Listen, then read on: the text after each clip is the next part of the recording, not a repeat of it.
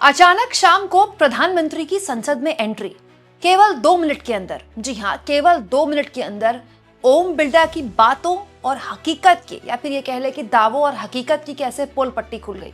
दोस्तों, प्रधानमंत्री संसद में दिखे तो खबर तो बनती है, लेकिन ये खबर जिस वजह के लिए बनी वो किसी भी हाल में ओम बिरला को अच्छी तो नहीं लगेगी। दोस्तों, विपक्ष ओम बिरला के खिलाफ अविश्वास प्रस्ताव ले आया। अविश्वास प्रस्ताव में हर तरह की बात बोली गई, लेकिन सच्चाई तो ये है कि ओम बिरला उसके बावजूद भी संसद में वही कर रहे हैं जिसकी शिकायत विपक्ष को उनसे रही है। जैसे 18 मार्च को एक ऐसा वाक्य देखने को मिला जिसमें 2 मिनट के लिए, मात्र 2 मिनट की इस वीडियो में ओम बिरला से विपक्ष वही शिकायतें कर रहा था जो एक्चुअली में शुरुआत से ही ओम बिरला से रही है। दोस्तों, एग्रीकल्चर मिनिस्टर यानी कि शिवराज सिंह चौहान वहां पर संसद में मौजूद थे, निर्मला सीतारमण मौजूद थी और एग्रीकल्चर मिनिस्ट्री के ग्रांट्स पास हो रहे थे। तो शिवराज सिंह चौहान खड़े होकर बोल रहे थे, फिर वो बैठे, पूरा संसद मतलब शांति से चल रहा था। लेकिन अचानक से एक ऐसा वाक्य हुआ जिसमें निर्मला और शिवराज सिंह चौहान भी थोड़े हैरान हो गए कि ये क्या हुआ। दोस्तों, हुआ ये कि मोदी जी की एंट्री हो गई। अब मोदी जी की एंट्री ऐसे तो होती नहीं है, मोदी मोदी के नारे लगते हैं, तमाम बीजेपी के सांसद खड़े होते हैं, एक तरह से मतलब वो आदर सत्कार होता है उनका। लेकिन जैसे ये सब कुछ हुआ, विपक्ष के सांसदों ने तुरंत टोका ओम बिरला को कि किस तरह का दोगलापन है कि विपक्ष अगर हंगामा करता है तो आप हमें करने नहीं देते, हमें आप रोकते हैं, हमें आप डांटते हैं, और यहाँ प्रधानमंत्री आ रहे हैं और सत्ता पक्ष के लोग नारेबाजी कर रहे हैं और आप ये होने दे रहे हैं। जरा देखिए। एवं किसान कल्याण मंत्रालय से संबंधित अनुदानों की मांगों पर अनेक कटौती प्रस्ताव प्रस्तुत किए गए हैं।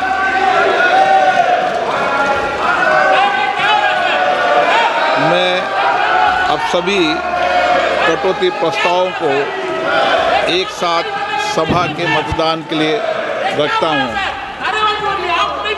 प्रश्न ये कि माननीय सदस्यों द्वारा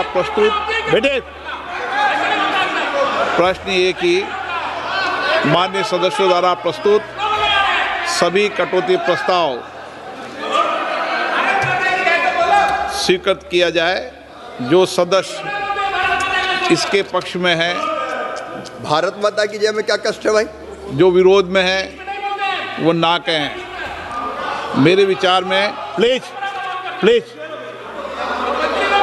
मेरे विचार में निर्णय चुप रहिए।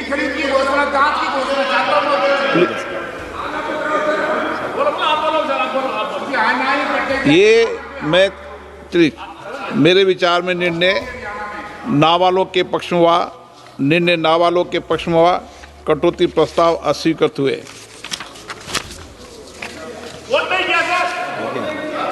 दोस्तों, कहानी यही खत्म नहीं होती है। ये सब कुछ जब हो रहा था तो विपक्ष के लोग, जैसे मणिकम टैगोर कांग्रेस पार्टी के सांसद हैं, उन्होंने ये वीडियो शेयर किया था।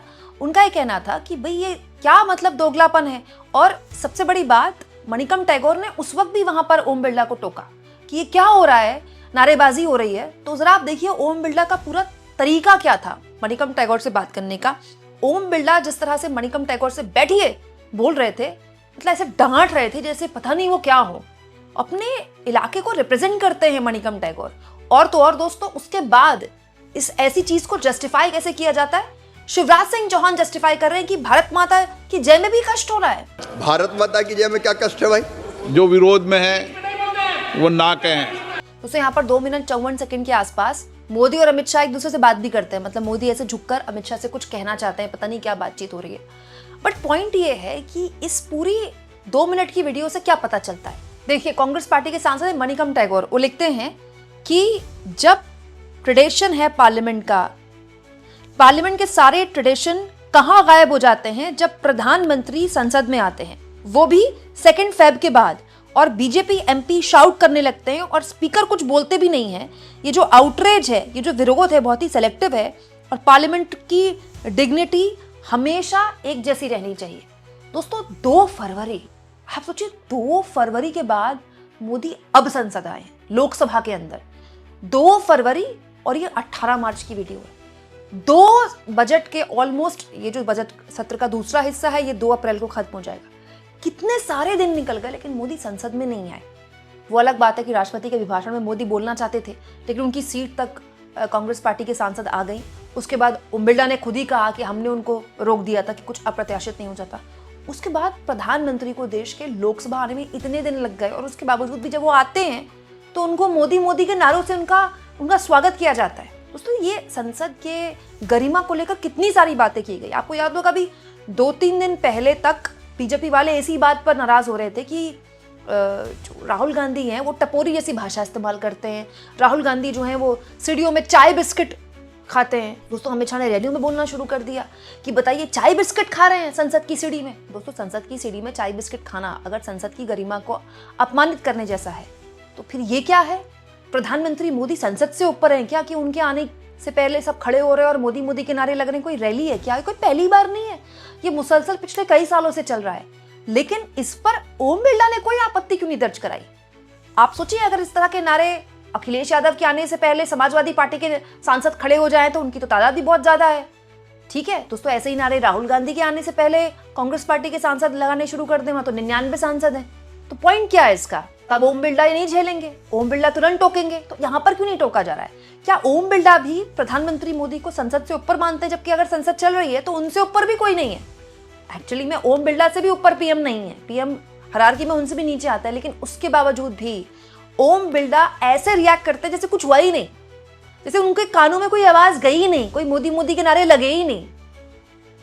और दोस्तों, ये कोई पहली बार नहीं है। दोस्तों, जब विरोध निशिकांत दुबे जैसे बीजेपी के सांसद करते हैं तो वो फुल स्क्रीन चलता है। जब किताब राहुल गांधी लाते हैं तो उसको दिखाई नहीं जाती, उनको बोलने नहीं दिया जाता।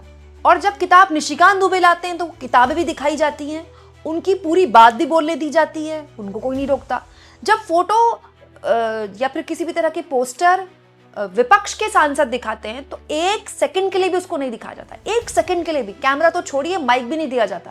और जब फोटो निशिकांत दुबे लाते हैं संसद की सीढ़ी में राहुल गांधी चाय बिस्किट खा रहे हैं इसको लेकर, चाय पकौड़ा खा रहे हैं इसको लेकर, तो उसकी फोटो भी दिखाई जाती है, वो पूरा भाषण भी चलने दिया जाता है।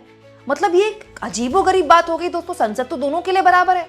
संसद के नियमों में तो कहीं नहीं लिखा है कि सत्ता पक्ष को अलग ट्रीटमेंट मिलेगा, विपक्ष को अलग ट्रीटमेंट मिलेगा। सोचिए, प्रधानमंत्री के रहते ही सब कुछ हो रहा है। आपको याद होगा, प्रधानमंत्री जब 2024 में उनकी पार्टी बहुमत से दूर हुई थी तो जब वो आए थे संसद में तो उन्होंने संसद परिसर में आकर संविधान के आगे सर झुकाया था।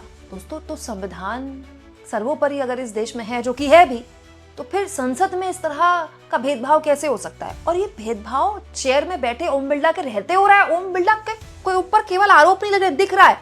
ओम बिरला जिस तरह से विपक्ष के नेताओं से बात कर रहे हैं, बैठी जिस तरह से विपक्ष के नेताओं को डांट रहे हैं वो लिटरली, क्या सत्ता पक्ष के लोगों से ऐसा करता आपने देखा कभी ओम बिरला को? मतलब ये सब कुछ दोस्तों छुपाया जाता था, अब तो छुपाने की कर्तसी भी नहीं रखी जा रही है। आपको क्या लगता है? कमेंट बॉक्स में जरूर लिखें।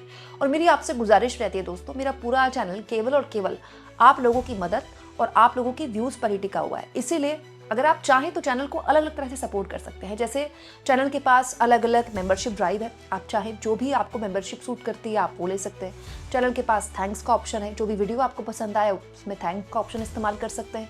इसके अलावा भी आप चैनल को सब्सक्राइब कर सकते हैं और कोई भी वीडियो अगर आपको पसंद आए तो अपने दोस्तों, अपने फैमिली ग्रुप्स में, अपने व्हाट्सएप में, फेसबुक में उसको शेयर कर सकते हैं। इसी के जरिए तो हम अपने इस चैनल को आगे बढ़ा सकते हैं।